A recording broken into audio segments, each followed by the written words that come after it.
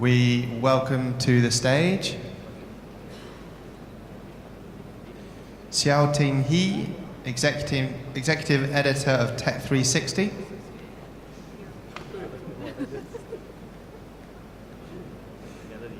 Oliver Tein, co-founder and CEO of ViSenze. Paulina Fogel, VP of Strategic Accounts at Trax. And Sinuhe Arroyo, founder of Taiger. Thank you.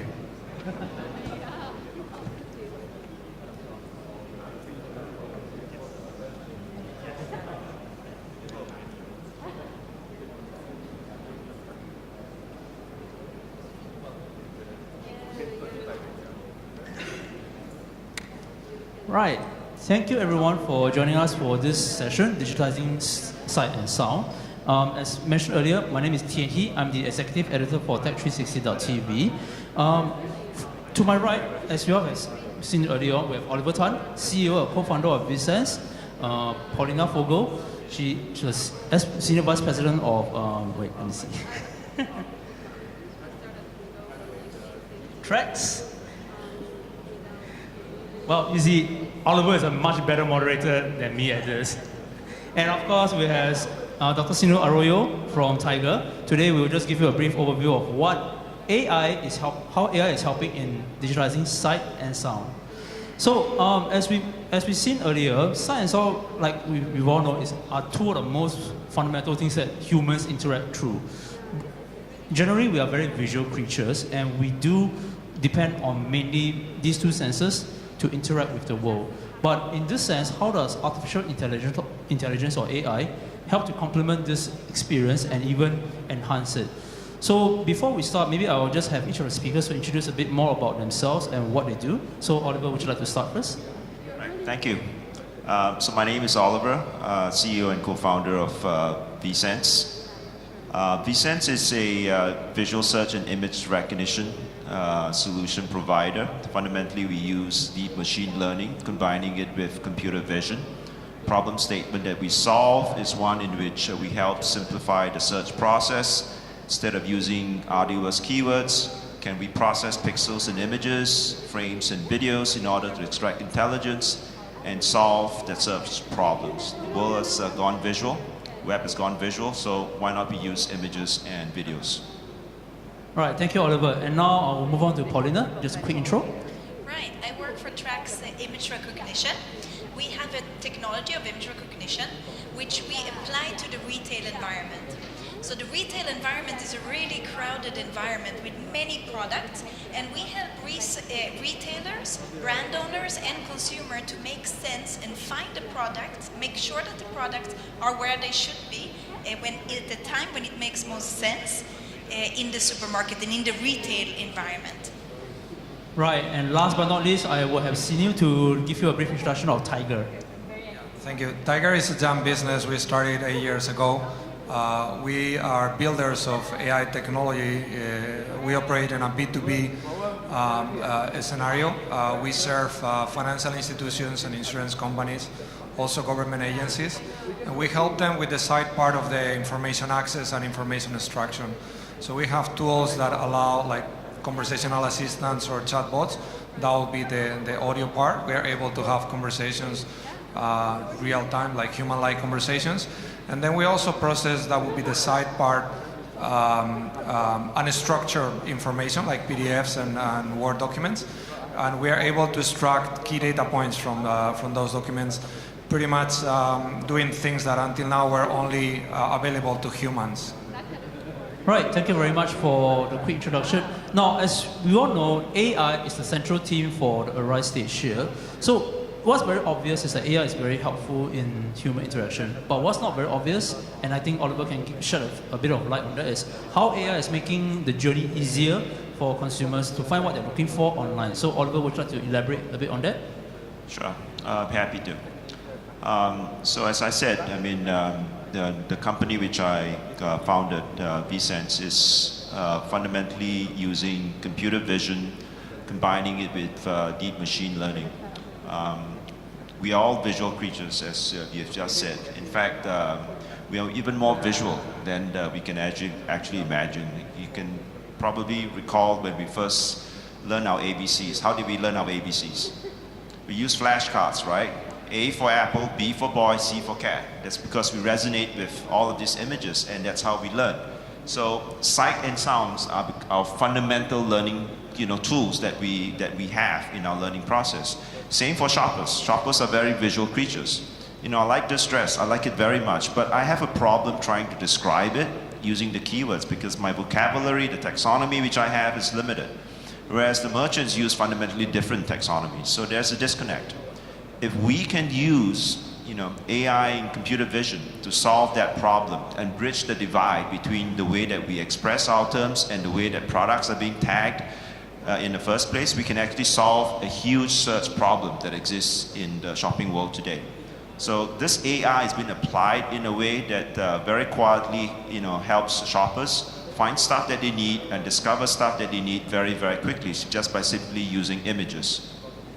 I think what Oliver said really makes sense, especially when you're talking about finding a dress. Actually, I hope my other half doesn't find out that there is such a technology, because if not, there'll be endless dresses for her to buy. But more importantly, this doesn't just apply to on the online retail space. You're looking at even for the brick and mortar stores, because earlier on, Paulina and I had a quite interesting conversation about how visual recognition is also very useful when you're looking at doing offline shopping. Like for example, if you're at a grocery looking at what you need to buy for the day. So Paulina, maybe you can just give us a brief idea of what we were talking about earlier on? Sure. Today we really help retailers and brand owners, and also in the future consumers, to understand where the products are in the retail space. Actually, I don't believe that brick and mortar is going to go away and we're going to move only online. Because there are many things that we like to see and actually feel before I buy a tomato. I want to make sure that this is a nice, firm tomato that's going to taste good. But there are other things in the supermarket that I'm not that interested in. I don't know, big, bulky items, like toilet paper, for example. But for me, we can help create an integrated experience for the consumer so that they can buy some of the things when they're in the supermarket. We can help them find other products that they just might actually take a photo of, click, and get sent home by online buying. So in this case, we can help doing that seamless, frictionless buying experience from the consumer while they're in the store. What you rightly said is also something about the immediacy of results, because when it comes to looking at what you see and you want immediate results from there, there is a time lag in that sense, because when you're looking at doing search online, it can be very fast, but sometimes you just need that immediacy to actually get it. So maybe a question more for Paulina is, how do you see consumers benefiting from real-time results through AI and its ability to instantly recognize visual cues? Right. So image recognition, our image recognition is really fast. Actually, we have near real-time result. What does it mean? When you take a picture, within minutes or even seconds, if the internet is really quick, you'll be able to have the results back.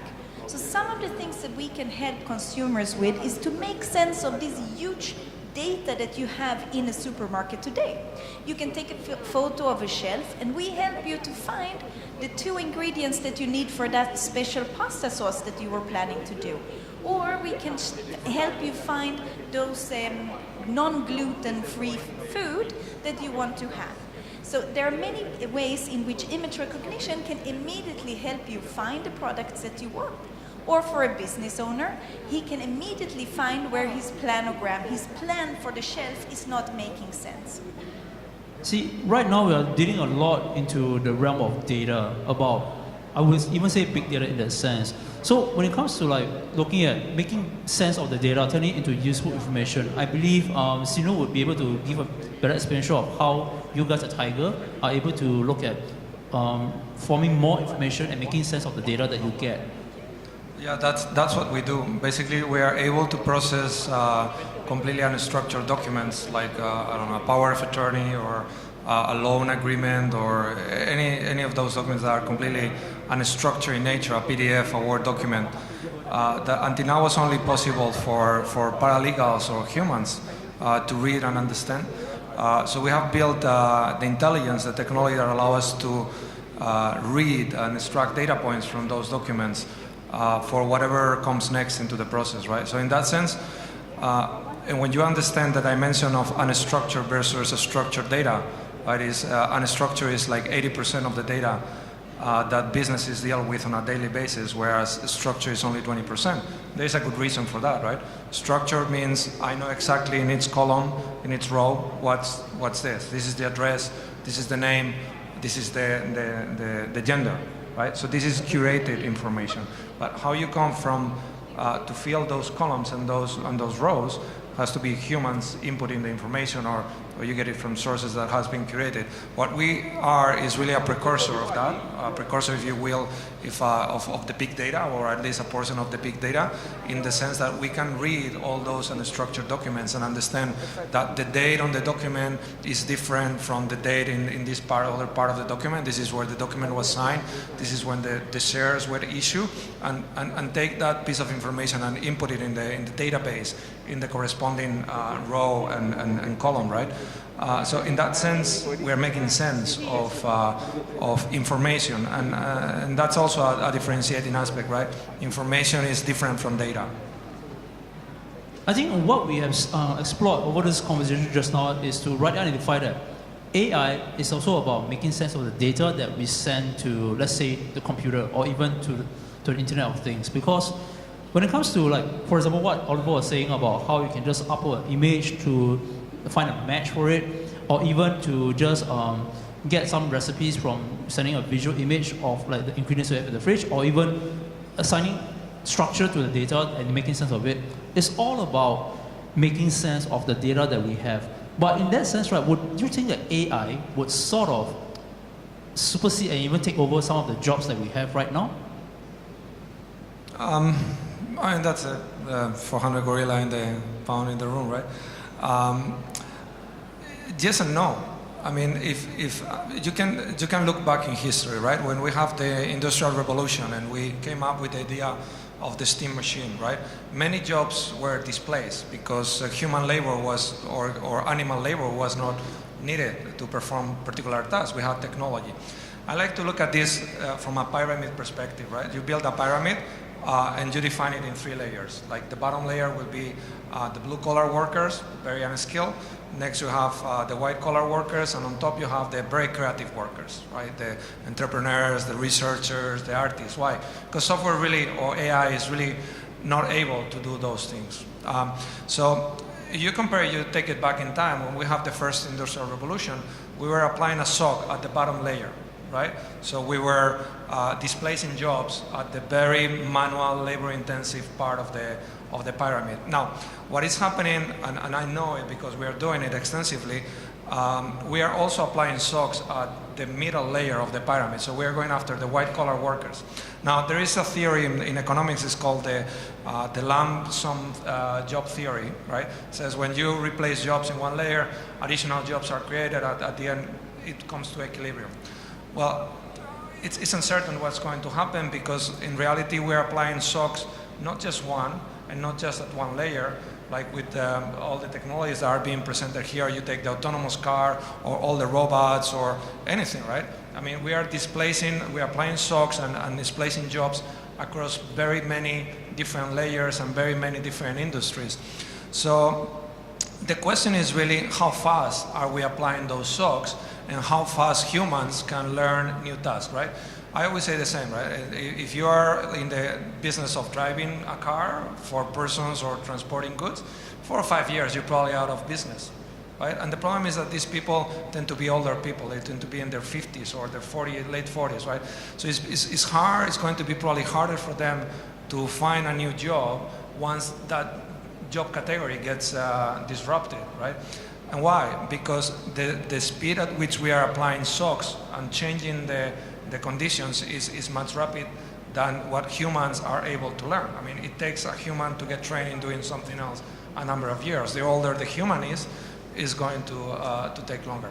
Now, there is another vision to this. It's like we are also applying AI to complement our capabilities and enhance things that we humans are notably not very good at doing, and that increases the demand of labor and jobs and stuff. So I don't know. It's a very big question, but I don't think there is a single answer. Well, that's a tough one, right? Thanks for that. I tend to think of that question as being a very political question. It's very difficult to answer that. Will AI, replace me as a human being? The kind of question I would answer would probably be, can AI and automation simplify everyday tasks that we all encounter and frees us up, okay, in terms of time and resources to do other things that we could be better in? All right, that's using AI, using tools to simplify and better our daily lives. It's not about replacing jobs. I mean, you can't be a typist forever in your life. I don't think that word still exists in, as a professional career. If you look at the continuum of, professional careers out there, I see in the future where AI could even, automate some of the basic surgeries that's been happening. Even a GP can actually use automation tools to perform basic surgeries. This only comes with the advancement, but will it replace key jobs? I think that's I'll leave that to the politicians, but I would answer that, having more tools that we can automate to simplify everyday tasks, that is something that I would expect. I can give you an example from one of our customers. So for this specific customer, their sales rep, when they go to the store, they would look for and manually write down all the 300 plus products that were in the store to check for out of stock, make sure that all these 300 products have the right number of product facings that are placed in the right place on the shelf. That took around 20 to 35 minutes for a normal person to do. Today, using Trax, they take 2 pictures, takes around, I don't know how many, few seconds. They get the reports back and that they're done. But rather than actually, so in a sense you could say, okay, they can fire a lot of people, they do it more efficiently. But what they do is reinvest this time in doing other things that they wouldn't be able or have the time to do before. So they can work on things like doing the relationship with the managers to sell in new product. They dedicate this time to tasks that are not that simple to do. So I think we would see a shift. Building on what they have said, it's a shift of tasks from maybe kind of meaningless tasks of writing down number of products. They will be able to do more advanced tasks. Okay, I gotta admit, that was a bit of a curveball I threw at the speakers because I just wanted to bring home the point that AI or even digitizing sight and sound is not about replacing what we are doing, but to enhance and also to amplify what we are currently doing. Now, because when it comes to making sense of data, what we are doing now in terms of interaction with machines is purely text in nature. Think about Google search. Everything you do right now, the very basic thing is through text. Which is why when you're looking at digitizing sight and sound, you're creating a paradigm shift in the way you interact with the machines, in the way you do searches or even find matches online. But that said, right, beyond digitizing sight and sound, how else do you think we humans on our level will change in the way we interact with AI in the future? I think there was a very interesting announcement recently in the media. Elon Musk decided to invest in this company that actually the goal is to develop the interface for the brain, right? If you think it carefully, what we've been doing since the invention of computers is been trying to connect our interface with the computing capacity of the computer, right? So first we have the desktop, and we have the keyboard, and we have the screen, and our fingers, and our eyes, and we type, and then we put the ears, and there was some sound, and then we try to bring all these interface, right? All this hardware closer. We have the laptop, and then the tablet, and then the phone, and suddenly the wearables. But at the end, it's just interfaces connecting with interfaces, right? Our eyes, our fingers, those are interfaces, and this hardware has interfaces that allow us to connect our brain to that computing capacity, right? So I think going forward, it's very obvious, right? It's just a matter that the technology is not widely exploited or developed or adopted, but Stephen Hawking, right? He is confined to a wheelchair and still communicates, and it's only his brain, and there's some machine, right, that reads his brain waves and stuff, right? So I think going forward, that's going to be the trend, right?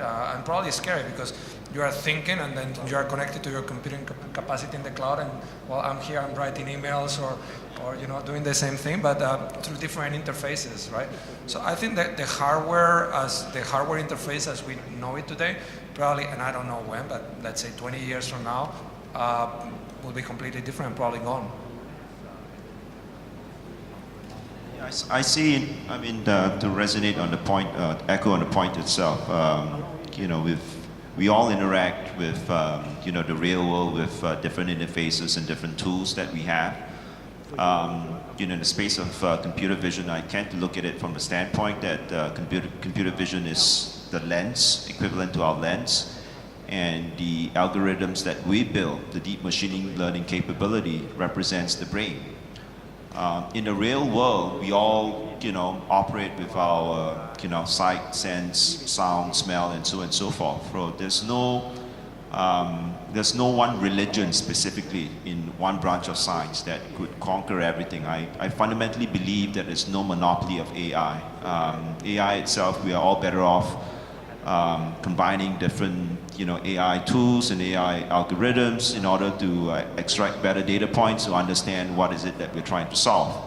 In computer vision, for instance, we've been wanting to pull in more non-visual signals, ironically, even as a computer vision company.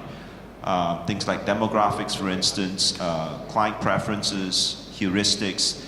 All of these vectors allows us to understand better what is it that the customer is looking for in order to augment the search results. I'll give you a very fundamental example.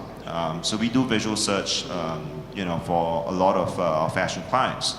So I may do a visual search by, searching, Pauline's outfit, for instance. Very beautiful outfit. I love it very much. I may find an exact match of that that's available on Zalora, on Lazada today, but it could be an exact match. But somebody else could say, hey, that's exact, that's as close as you can get, but that's last year's fashion. That's not this year's fashion. Now, how do you use computer vision to discern between this year's fashion and last year's fashion? It's more than just visual signals. All right. So the more data points we're able to aggregate, from understanding what is fashion, because fashion is still a subjective matter, the better we are able to arrive at the end point. I think with image recognition, we are able to actually collect a lot more data than we had been before. So in a retail environment, we know that around 80% of the decision that we take as a consumer when we are is actually standing in front of the shelf. So even when I send my husband a list of all the stuff that he needs to buy in the supermarket, I don't go to supermarkets only for work. So he goes there, he has the list. He still will take a lot of decision when he stands in front of the supermarket shelf. We can help all this process and to make sure that the retailers have the products that the consumer wants to buy, that the brand owners get the right type of consumer to look at their products, and for the consumer to make those decisions in a much easier way that saves time and leave them a lot of more space to do. So going forward, I think the wealth of data that we can collect by taking one image can really help all the industry to create a better and a more profitable environment. I think what we really want to point out is that it is not just about how do we interact differently with when you digitize sight and sound, but more importantly, how certain decisions are formed when you have a new interface you're looking at. So maybe, let me pose this last question because I know we might be running a bit short on time and I don't want the organizers to come chasing us down the stage. One question, if beyond sight and sound, what do you think is the next sense that we need to digitize and to make sense of with AI? I gotta admit, this is a bit of a tough one, so maybe I'll just pose it to myself first. Because as we know, there are already experiments done on smell. I don't really have the exact sense of how you digitize smell, but the fact is you can actually send the sense of smell through the internet.